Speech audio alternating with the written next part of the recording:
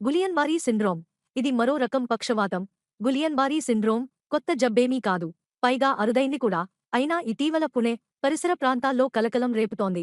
సాధారణంగా 1,00,000 మందిలో ఒకరో ఇద్దరికో వచ్చే ఇదిప్పుడు కొద్ది ప్రాంతంలోనే ఉన్నట్టుండి పెద్ద ఎత్తున విజృంభించటం ఆందోళన కలిగిస్తోంది.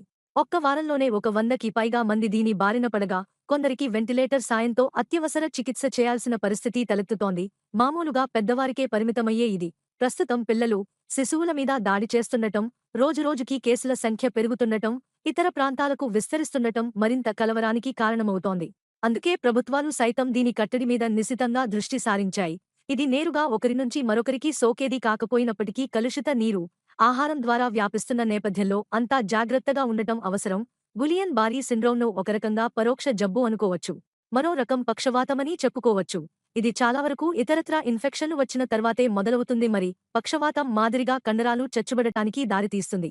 సాధారణంగా ఏవైనా బ్యాక్టీరియా, వైరల్ ఇన్ఫెక్షన్లు తలెత్తినప్పుడు మన రోగనిరోధక వ్యవస్థ ఉత్తేజితమై వాటిని ఎదుర్కోవటానికి యాంటీబాడీలను ఉత్పత్తి చేస్తుంది. ఇవి హానికారకాల పని పట్టి ఇన్ఫెక్షన్లను నయం చేస్తాయి.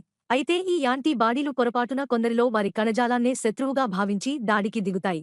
ఫలితంగా సోరియాసిస్, ల్యూపస్ వంటి స్వీయరోగ నిరోధక, ఆటోఇమ్యూన్ జబ్బులు తలెత్తుతాయి. గులియన్ బారీ సిండ్రోమ్ కూడా ఇలాంటి సమస్యే. వెన్నుపాము నుంచి కాళ్ళు, చేతుల వంటి భాగాలకు వెళ్లే నాడుల మీది పొరను ఈ యాంటీబాడీలు దెబ్బతీయటం, మాలిక్యులర్ మిమిక్రీ మెకానిజం సమస్యకు దారితీస్తుంది. లక్షణాలు ఇవి. గులియన్ బారీ సిండ్రోమ్ సాధారణంగా పాదాలు, కాళ్లలో జలదరింపు, బలహీనతతో మొదలై చేతులు, ఛాతీ, మెడ, ముఖం వంటి భాగాలకు విస్తరిస్తూ రావటం విచిత్రం. అందుకే దీన్ని అసెండింగ్ పెరాలసిస్ అని అంటారు. సమస్య ముదురుతున్న కొద్దీ కండరాల బలహీనత పక్షవాతంగానూ మారుతుంది.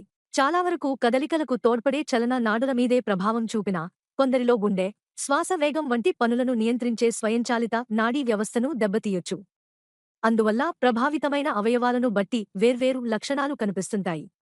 వేళ్లు, మడమలు లేదా మణికట్టు వద్ద సూదురు పొడుస్తున్నట్టు అనిపించటం, కాళ్లలో మొదలైన బలహీనత పైకి విస్తరిస్తూ రావటం, కాళ్ల నొప్పులు, సరిగ్గా నడవలేకపోవటం, నడుస్తున్నప్పుడు తూలటం, మెట్లు ఎక్కలేకపోవటం, నోరు వంకరపోవటం, మాట్లాడటం, నమలటం, మింగటంలో ఇబ్బంది పడటం, 1-2 దృశ్యాలు కనిపించటం, కళ్లను కదిలించలేకపోవటం, శ్వాస తీసుకోవటానికి తోడ్పడే కండరాలు బలహీనం కావటం.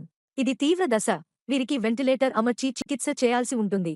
గుండె వేగం అస్తవ్యస్తం కావటం, రక్తపోటులో హెచ్చుతగ్గులు, ఇలాంటివి గలవారికి పేస్మేకర్ అమర్చాల్సి రావొచ్చు. అరుదుగా కొందరికి విపరీతమైన చెమటలు పట్టొచ్చు. గులియన్ బారీలో ఇదో ప్రత్యేక లక్షణం. నివారణ ముఖ్యం. కాచి, వడపోసిన నీటిని తాగటం చాలా చాలా ముఖ్యం. ఇది సాధ్యం కాని సందర్భాల్లో బాటిళ్లలో అమ్మే నీటినైనా తాగాలి. కూరగాయలు, పండ్ల వంటి వాటిని 1-2 సార్లు శుభ్రంగా కడిగిన తర్వాతే వాడుకోవాలి. చికెన్, మాంసం వంటి పదార్థాలను సరైన ఉష్ణోగ్రతలో 75 డిగ్రీల సెంటీగ్రేడ్ పూర్తిగా ఉడికేలా వండుకోవాలి. పచ్చి గుడ్లు తినొద్దు. చేపలు, రొయ్యలు, పీతల వంటి వాటిని పూర్తిగా ఉడికిన తర్వాతే తినాలి.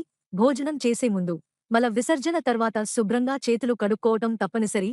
వంట వండేటప్పుడు ముందుగా చేతులు కడుక్కోవాలి.